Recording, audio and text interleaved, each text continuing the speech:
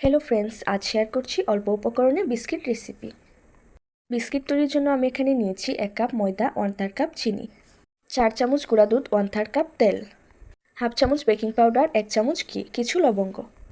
প্রথমে একটা বাটিতে ময়দাটা ঢেলে নিচ্ছি। এখন দিয়ে দিচ্ছি চিনিটা আমি গুঁড়ো করে নিয়েছি। একে একে দিয়ে দিচ্ছি গুঁড়ো দুধ, বেকিং পাউডার এবং ঘি।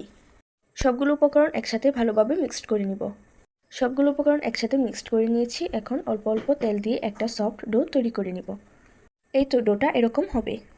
হাতের তালুতে তেল মেখে অল্প ডো নিয়ে বিস্কুটের শেপ দিয়ে নিব। আমি একটি ডিজাইন তৈরি করছি, আপনারা চাইলে যে কোনো ডিজাইনেই তৈরি করতে পারেন। আপনারা দেখে বুঝতে পারছেন কিভাবে ডিজাইনটা করছি। সৌন্দর্যের জন্য আমি মাঝ বরাবর একটি লবঙ্গ দিয়ে দিচ্ছি। সেমভাবে আমি আরেকটি বিস্কিট তৈরি করে দেখাচ্ছি। এভাবে আমি সবগুলো বিস্কিট তৈরি করে নেব। সবগুলো বিস্কিট বানিয়ে নিয়েছি। এখন এগুলোকে কুক করে নেওয়ার পালা। যে বাটিতে আমি বিস্কিটগুলো কুক করব সেই বাটিতে প্রথমে একটু তেল ব্রাশ করে নিচ্ছি। এখন একে একে বিস্কুটগুলোকে সাজিয়ে নিচ্ছি। ফাঁক ফাঁক করে বিস্কুটগুলো বিছিয়ে নিয়েছি, কারণ চুলায় দেওয়ার পর অনেকটাই ফুলে উঠবে। চুলায় একটি প্যান বসিয়ে প্যানের উপর স্ট্যান্ড বসিয়ে দিয়েছি। স্ট্যান্ডের উপর বাটিটা রেখে ঢাকনা দিয়ে ডেকে 10 থেকে 15 মিনিট কুক করে নিব। 10 থেকে 15 মিনিট পর ঢাকনা খুলে দেখব যে বিস্কুটগুলো ফুলে উঠেছে এবং বিস্কুটগুলো হয়ে এসেছে। এখন চুলা থেকে নামিয়ে নিব। এই তো তৈরি হয়ে গেল মজাদার বিস্কিট।